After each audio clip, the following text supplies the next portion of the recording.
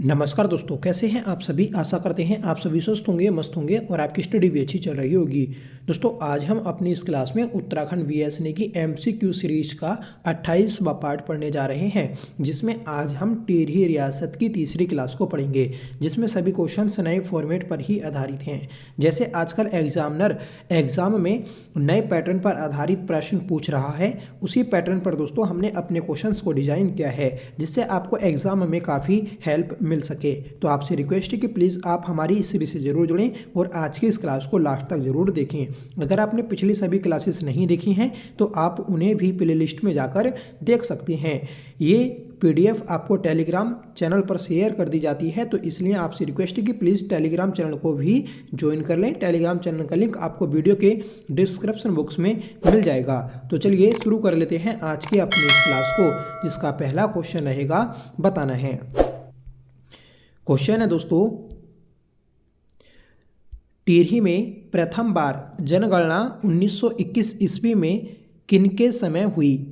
टिहरी में प्रथम बार पहली बार जो जनगणना हुई 1921 में, तो ये दोस्तों नरेंद्र शाह के समय हुई थी। सही आंसर हो जाएगा ऑप्शन सी। ठीक है, तो इंपॉर्टेंट क्वेश्चन है, याद रखें। नरेंद्र शाह के समय 1921 में पहली बार टिहरी रियासत में जनगणना हुई थी। आगे बढ़ेंगे, बताना है किस टिहरी नरेश द्वारा कैंपवेल बोर्डिंग हाउस तथा हीवेट संस्कृत पाठशाला की स्थापना की गई थी। देखिए, कैंपवेल बोर्डिंग हाउस और हीवेट संस्कृत पाठशाला जो खोली गई थी, तो ये आपकी कीर्ति शाह के द्वारा खोली गई। हीवेट जो संस्कृत पाठशाला थी, तो ये 1909 में खोली गई थी। ठीक है, याद रखें, महत्वपूर्ण है। अगला प्रश्न है, गढ़वाल का शेरशाह सूरी किसे कहा जाता है। देखिए, गढ़वाल का शेरशाह सूरी जो बोला जाता है, तो ये बोला जाता है दोस्तों आपका नरेंद्र शाह को। सही आंसर रहेगा ऑप्शन डी। ठीक है, तो नरेंद्र शाह को गढ़वाल का शेरशाह सूरी बोला जाता है, क्योंकि नरेंद्र शाह के द्वारा शेरशाह सूरी की भांति अनेक सड़कों का निर्माण करवाया गया था, जिस कारण इसे गढ़वाल का शेरशाह सूरी बोला जाता है। आगे बढ़ेंगे, बताना है कि 1938 में टिहरी नगर में टिहरी हाई कोर्ट की स्थापना किसने की थी। तो सबसे पहले याद रखें कि टिहरी हाई कोर्ट की स्थापना किसने की, तो ये की थी आपकी नरेंद्र शाह के द्वारा 1938 में। सही आंसर हो जाएगा ऑप्शन ए। ठीक है, ये टिहरी हाई कोर्ट था कहाँ पर, तो ये नरेंद्र नगर में स्थित था। नरेंद्र नगर की स्थापना कब की गई, तो 1921 में इसकी स्थापना की थी और 1925 में इसे अपनी राजधानी बनाया गया था। ठीक है, अगला प्रश्न है कि टिहरी हाईकोर्ट में प्रथम मुख्य न्यायाधीश कौन थे। देखिए, टिहरी हाईकोर्ट की स्थापना जो की थी नरेंद्र शाह के द्वारा, तो इसके पहले जो जज थे या फिर मुख्य न्यायाधीश थे, तो वह आपके बैरिस्टर मुकंदी लाल थे। सही आंसर हो जाएगा ऑप्शन सी। बैरिस्टर मुकंदी लाल 1938 से लेकर 43 तक इसके मुख्य न्यायाधीश रहते हैं। ठीक है, तो महत्वपूर्ण प्रश्न है, याद रखें, इंपॉर्टेंट है। और टिहरी हाई कोर्ट के महाधिवक्ता कौन थे, तो तारादत्त गैरोला। ये भी प्रश्न आपका पेपर में बना है। अगला प्रश्न है कि टिहरी हाई कोर्ट में मुकंदी लाल मुख्य न्यायाधीश के रूप में रहे, तो अभी आपको बताया कि 1938 से 1943 के मध्य टिहरी हाई कोर्ट के मुख्य न्यायाधीश बैरिस्टर मुकंदीलाल रहे थे। तो ऑप्शन ए आपका करेक्ट हो जाएगा। आगे बढ़ेंगे कि सही विकल्प का चयन करें। तो पहला विकल्प है कि गढ़ राज्य में सबसे बड़े प्रशासनिक विभागों को मंडल कहते थे। देखिए, सबसे बड़ा जो प्रशासनिक विभाग होता था, तो उसे आपका मंडल बोला जाता था। सही बात है। अगला है कि मंडल प्रशासन के लिए जो असैनिक पदाधिकारी नियुक्त थे वे कमीण कहलाते थे, तो ये भी आपका सही है। ठीक है, कि जो मंडल प्रशासन के लिए आपके पद अधिकारी जो नियुक्त होते थे, तो उसे कमीण बोला जाता था। अगला ऑप्शन है कि गणराज्य में परगनों से छोटी इकाई पट्टी थी जिसकी व्यवस्था के लिए अनेक सियाणा नियुक्त किए गए। देखिए गणराज्य में परगनों से छोटी इकाई जो होती थी तो वह आपकी पट्टी होती थी। ठीक है, जैसे हमने देखा था कि 22 पट्टियों में प्रताप शाह के द्वारा अपना राज्य बांटा गया था। ठीक है, तो परगनों से छोटी जो इकाई होती थी पट्टी, तो उसकी व्यवस्था के लिए अनेक सियाणों की नियुक्ति की गई थी। ठीक है, तो ये भी आपका सही हो जाएगा। तो ऑप्शन डी आपका करेक्ट रहेगा, तीनों ही ऑप्शन आपके सही थे। ठीक है, आगे बढ़ेंगे कि निम्न में से कौन सा कथन सत्य है। तो पहला ऑप्शन है कि राज्य प्रतिनिधि सभा की स्थापना 1923 ईस्वी में नरेंद्र शाह ने की थी। देखिए राज्य प्रतिनिधि सभा की स्थापना 1923 में नरेंद्र शाह के द्वारा ही की गई थी। अगर आपको दोस्तों टिहरी रियासत में हर एक राजा की समय अवधि का पता है, टाइम पीरियड का पता है, तो आप क्वेश्चन को आसानी से सोल्व भी कर सकते हैं। नरेंद्र शाह का जो टाइम पीरियड आता है 1913 से लेकर 46 तक आता है। ठीक है, तो 1923 में राज्य प्रतिनिधि सभा की स्थापना की गई थी, सही बात है। ठीक है, अगला ऑप्शन है कि 1923 में टिहरी में सार्वजनिक पुस्तकालय की स्थापना नरेंद्र शाह के द्वारा की गई, तो ये भी आपका करेक्ट है। टिहरी में 1943 में टीका विधान पारित किया गया था, तो ये भी आपका सही है। देखिए टीका विधान जो आया तो ये आपका 1943 में आया था, इम्पोर्टेंट है। और अगर आपसे पूछा जाएगा कि कुष्ठ विधान पारित कब हुआ, तो ये हुआ था आपका 1939 में। तो दोनों ही अलग अलग हैं, एक है आपका टीका विधान, एक है कुष्ठ विधान। ठीक है, तो ये 1939 में और टीका विधान 1943 में। तो इस क्वेश्चन का सही आंसर रहने वाला है आपका ऑप्शन डी, उपयुक्त सभी कथन सत्य हैं। आगे बढ़ेंगे कि टिहरी में रेड क्रॉस सोसाइटी की स्थापना कब हुई थी। तो टिहरी में रेड क्रॉस सोसाइटी की स्थापना नरेंद्र शाह के द्वारा 1934 में की गई थी, तो सही आंसर रहेगा ऑप्शन बी। आप कमेंट करके बताइएगा कि जो आपकी अंतर्राष्ट्रीय रेड क्रॉस सोसाइटी है तो उसकी स्थापना कब की गई थी। नेक्स्ट क्वेश्चन है कि 1920 में बरा एवं बेगार जैसी कुप्रथाओं के उन्मूलन की घोषणा किसने की थी। देखिए बरा और बेकार जैसी जो कुप्रथाएं थीं तो इनका जो उन्मूलन किया गया था तो ये आपका नरेंद्र शाह के द्वारा किया गया था, सही आंसर रहेगा ऑप्शन सी। ठीक है, और कब किया, तो 1920 में किया गया था। आगे बढ़ेंगे, बताना है कि बनारस विश्वविद्यालय ने 1937 में किन्हें LLD की उपाधि से सम्मानित किया था। देखिए 1937 में LLD की उपाधि जो दी गई तो ये आपकी नरेंद्र शाह को दी गई थी, सही आंसर हो जाएगा आपका ऑप्शन ए। ठीक है, तो महत्वपूर्ण प्रश्न है ये भी आपका, तो इसलिए याद रखिएगा। देखिए इन्हें कई उपाधियां मिली थी। 1921 में इन्हें ब्रिटिश सरकार ने CIE की उपाधि दी गई। 1931 में इन्हें सर और KCSI की उपाधि मिली थी। तो 1931 में सर और KCSI की उपाधि और CIE की उपाधि जो मिली तो ये इन्हें 1921 में मिली थी। ठीक है, 1921 में और 1931 में, तो ये चीज़ें भी आपको याद रखनी है, महत्वपूर्ण है। और जो LLD की उपाधि तो 1937 में मिली थी। आगे बढ़ेंगे कि टिहरी राज्य में कुष्ठ विधान कब पारित किया गया। तो अभी हमने ऊपर बताया आपको कि कुष्ठ विधान जो पारित हुआ था तो ये 1939 में पारित हुआ था नरेंद्र शाह के द्वारा, और 1943 में टीका विधान पारित हुआ था। अगला प्रश्न है कि किनके द्वारा हरिकृष्ण रतूड़ी द्वारा रचित नरेंद्र हिंदू लॉ को राज्य के न्यायालयों में संहिता के रूप में प्रयोग किया गया। देखिए हरिकृष्ण रतूड़ी के द्वारा नरेंद्र हिंदू लॉ जो पुस्तक थी तो उसे न्यायालय में संहिता के रूप में प्रयोग किया गया था नरेंद्र शाह के द्वारा। जो आपका टिहरी हाई कोर्ट बना था तो उसमें संहिता के रूप में आपका जो नरेंद्र हिंदू लॉ एक पुस्तक लिखी गई थी हरिकृष्ण रतूड़ी के द्वारा, तो उसको प्रयोग में लाया गया। अगला प्रश्न है कि टिहरी राज्य में प्रजामंडल को वैधानिक स्वीकृति दी गई थी। तो वैधानिक स्वीकृति जो आपकी दी गई तो ये दी गई थी दोस्तों 19 1946 में, अगस्त 1946 सही आंसर हो जाएगा ऑप्शन ए। ठीक है, महत्वपूर्ण है, याद रखना है।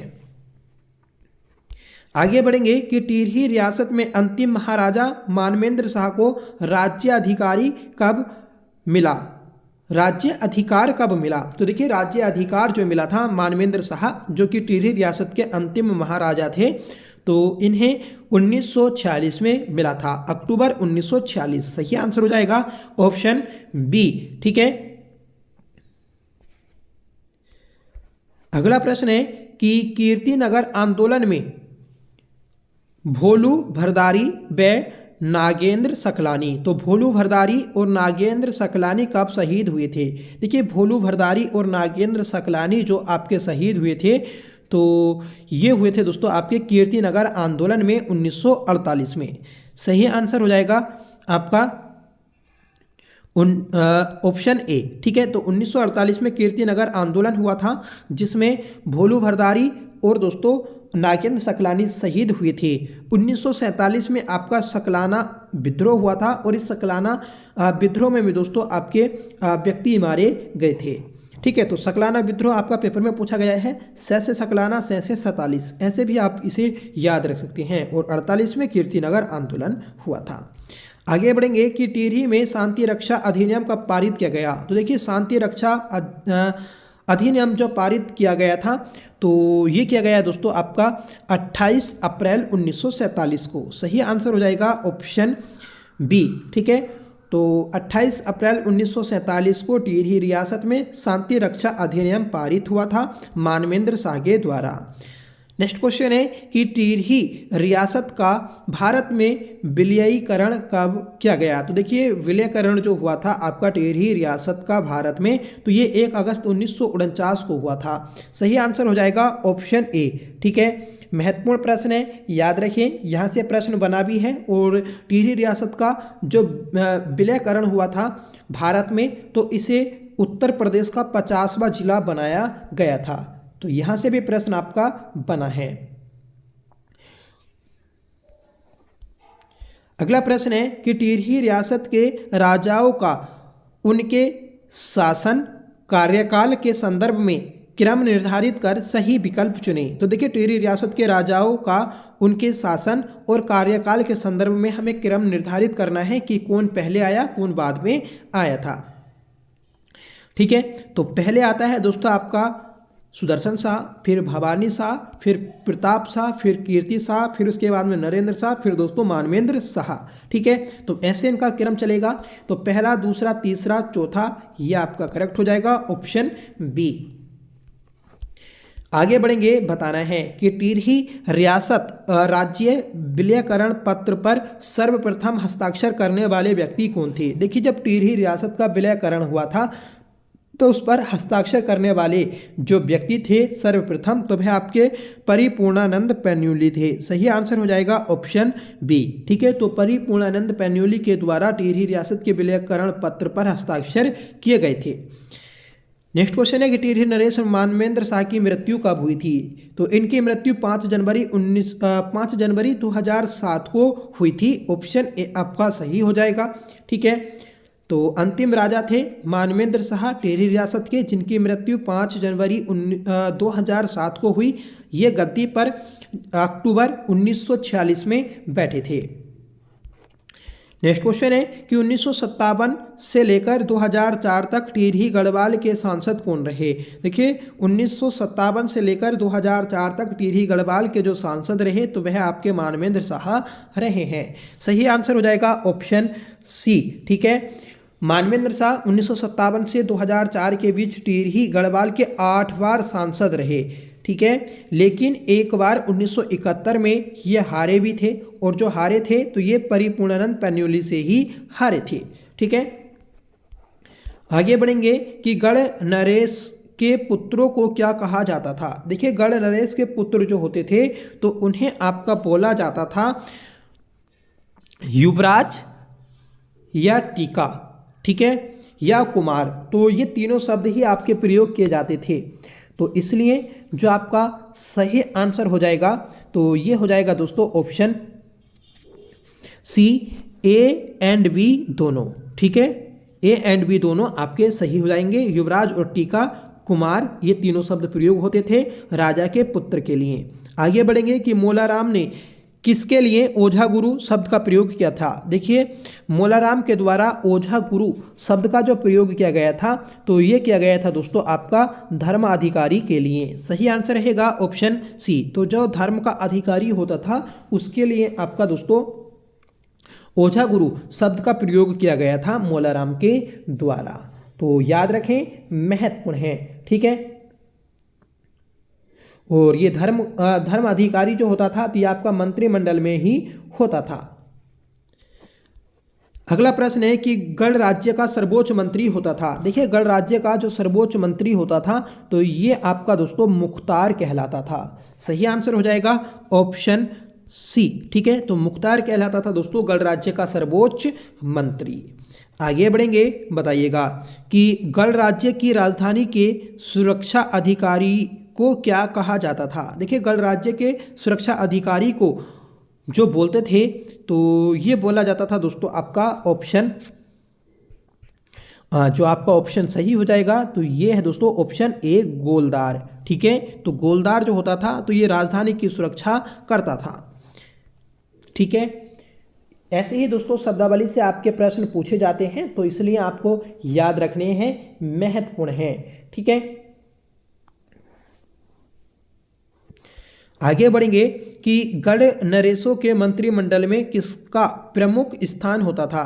देखिए गढ़ नरेशों के मंत्रिमंडल में जो आपका प्रमुख स्थान होता था तो ये होता था दोस्तों आपका ऑप्शन बी धर्माधिकारी का, ठीक है। तो ऑप्शन बी आपका करेक्ट हो जाएगा कि धर्माधिकारी जो होता था तो इसका स्थान मंत्रिमंडल में एक प्रमुख स्थान होता था, ठीक है। और धर्माधिकारी को ही दोस्तों ओझा गुरु बोला था मोलाराम ने। आगे बढ़ेंगे कि गढ़ नरेशों के प्रशासन में तीव्रगामी संदेश वाहक कहलाता था। देखिए तीव्रगामी जो संदेश वाहक होता था तो इसे चणु कहते थे। तो सही आंसर है ऑप्शन डी, ठीक है।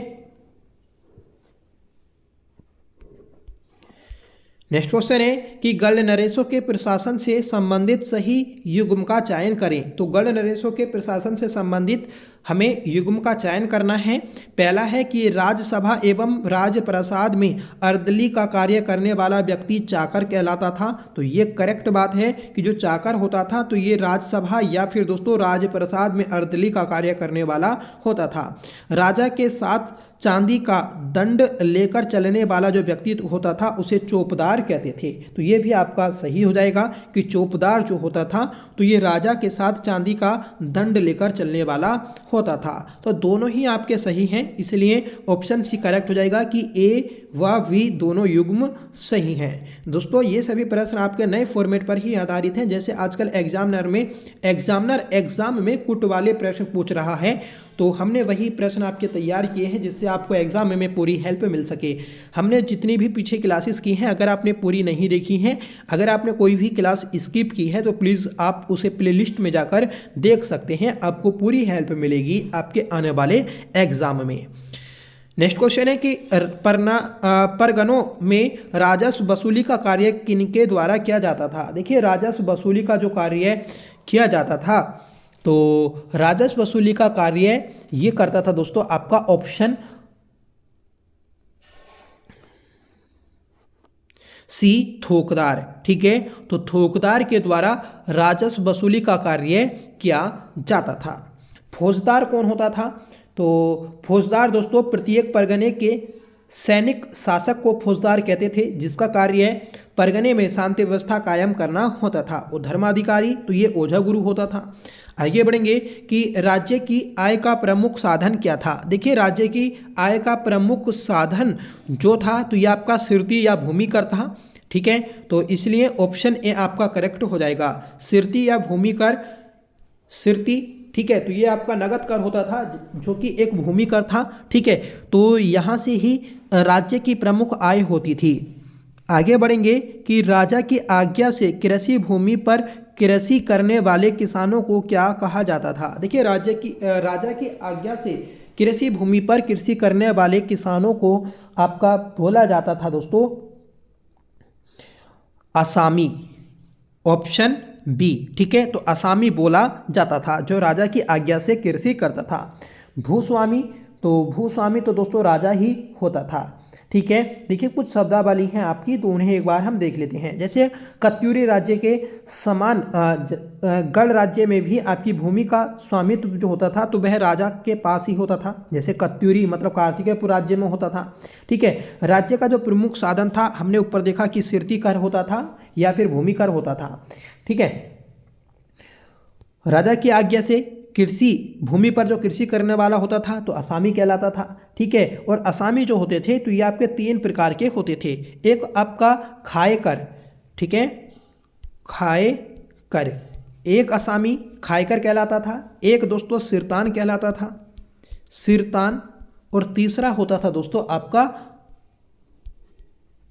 मोरोसी, ठीक है। तो ये 3 प्रकार के आपके असामी होते थे, तो याद रखें, इंपॉर्टेंट है दोस्तों। जो व्यक्ति राजा की आज्ञा से कृषि कार्य स्वतंत्र रूप से स्वयं करता था तो उसे दोस्तों राजा को सीधे राजस्व देना होता था और उसी को दोस्तों मोरूसीदार बोला जाता था, ठीक है। और सिरतान कौन होता था? तो सिरतान ये मोरूसीदार या फिर खायकर को उसकी भूमि हेतु सिरती या फिर नगद रकम दिया करता था, ठीक है। तो ऐसे ही दोस्तों शब्दावली आपकी पेपर में पूछी जाती है, तो याद रखें, इंपॉर्टेंट है।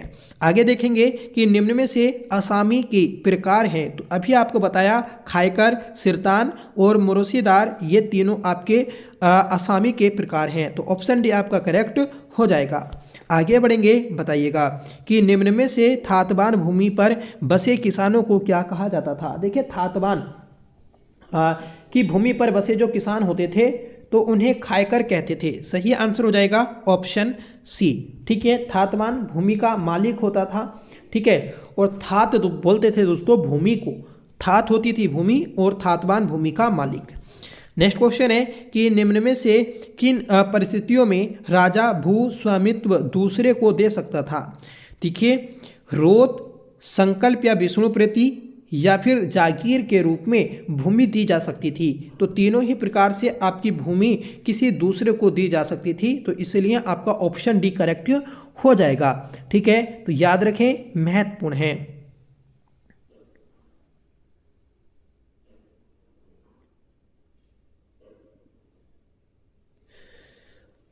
रोत भूमि जो होती थी किसको देते थे? तो रोत भूमि ये दोस्तों सैनिक को उसकी वीरता के लिए पुरस्कार के रूप में दी जाती थी। संकल्प या फिर विष्णु प्रीति भूमि जो होती थी तो ये भूमि दोस्तों विद्वान ब्राह्मणों को दी जाती थी। और जागीर तो ये राज्य अधिकारियों को दी जाती थी, जो उसके राज्य में अधिकारी होते थे तो उन्हें जागीर भूमि दी जाती थी। तो इसलिए ऑप्शन डी आपका करेक्ट है।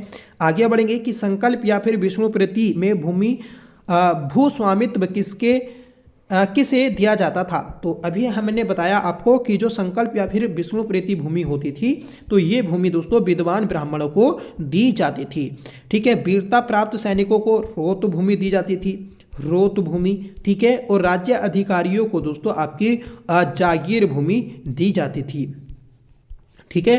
तो इसलिए आपका ऑप्शन ए करेक्ट रहेगा। नेक्स्ट क्वेश्चन है कि राज्य अधिकारियों को दी जाने वाली भूमि क्या कहलाती थी। तो यह आपकी कहलाती थी दोस्तों जागीर। सही आंसर है ऑप्शन बी। आगे बढ़ेंगे कि निम्न में से वीरता प्राप्त सैनिकों को दिए जाने वाला भू स्वामित्व था। तो ये दोस्तों रोत कहलाता था। तो तीनों ही चीज़ें हमने देख ली अच्छे से, तो आपको पेपर में याद रखनी है। आगे बढ़ेंगे कि पवार शासक में तिहाड़ क्या था। देखिए तिहाड़ जो होता था तो ये आपका एक प्रकार का कर होता था। सही आंसर हो जाएगा ऑप्शन सी, ठीक है। तो याद रखें कि तिहाड़ जो होता था तो ये एक प्रकार का आपका कर था। इसमें 1/3 हिस्सा कर के रूप में लिया जाता था कृषि का उपज का, ठीक है। मतलब जितना भी दोस्तों आपका धान, गेहूं, अनाज उत्पन्न होता था तो उसका 1/3 हिस्सा कर के रूप में लिया जाता था, उसी को तिहाड़ बोलते हैं। आगे बढ़ेंगे कि पवार शासन कृषि में कितना तिहाड़ कर के रूप में देते थे। देखिए अभी आपको बताया कि तिहाड़ के रूप में जो आपका हिस्सा मिलता था तो 1/3 हिस्सा मिलता था। ठीक है, 1/3 हिस्सा मतलब तीसरा भाग। नेक्स्ट क्वेश्चन है कि निम्न में से ओताली क्या था। तो आप प्लीज़ ओताली का आंसर कमेंट में बताइएगा कि ओताली क्या होता था। ये क्वेश्चन आपका होमवर्क रहेगा। प्लीज़ कमेंट में इसका आंसर बताएं। आपको पहले बता चुके हैं कि ओताली क्या होता है। तो ओताली क्या था, इसका आंसर कमेंट में बताना है। साथ में बताना है कि आपको ये क्लास कैसी लगी। आज की क्लास में बस इतने ही क्वेश्चन देखते हैं। 40 क्वेश्चन से ज़्यादा आज हमने कर लिए हैं। ठीक है, डेली हम 40 क्वेश्चन कर रहे हैं। ये एक प्रकार का आपका प्रैक्टिस सेट भी है, जिससे दोस्तों आपकी प्रैक्टिस, आपका रिवीजन अच्छे से हो जाएगा। जिन लोगों ने थ्योरी में टिहरी रियासत को पढ़ा है या फिर BS नेगी को आप थ्योरी के रूप में पढ़ रहे हैं, तो आप बाद में हमारी क्लास के माध्यम से अपना रिवीजन कर सकते हैं। ठीक है, तो डेली आप देखिए, जैसे हम इस टाइम पर टिहरी रियासत को पढ़ रहे हैं, तो आप टारगेट बनाएं कि आप BS नेगी जो बलाइनर बुक है तो उसमें टिहरी रियासत को पढ़ें, या फिर अपने नोट्स से टिहरी रियासत को पढ़ें। उसके बाद हमारी जो रेगुलर क्लास आ रही है उसे आप देखें। इससे आपका बिल्कुल अच्छे से रिवीजन हो जाएगा, ये मेरी गारंटी है। 2-3 दिन में हम अपने एक टॉपिक को कंप्लीट कर रहे हैं। ठीक है, कल को आपका ये टॉपिक कंप्लीट हो जाएगा, तो फिर उसके बाद में हम ब्रिटिश प्रशासन को देखेंगे। ठीक है, ऐसे ही दोस्तों हम आगे बढ़ते जाएंगे और इससे आपकी पूरी BS नेगी बुक कंप्लीट हो जाएगी। ठीक है, तो इसलिए आप हमारे चैनल से जुड़ें, चैनल को सब्सक्राइब कर लें, और वीडियो पसंद आए तो प्लीज़ इसे लाइक करें, दोस्तों में शेयर करें। और आपकी आज जिला सीरीज की भी क्लास आएगी। आज नया जिला उत्तरकाशी स्टार्ट किया है, क्लास आपको टाइम पर मिल जाएगी। ठीक है, तो चलिए मिलते हैं नेक्स्ट वीडियो के साथ। तब तक के लिए bye. Thank you so much for watching. जय हिंद।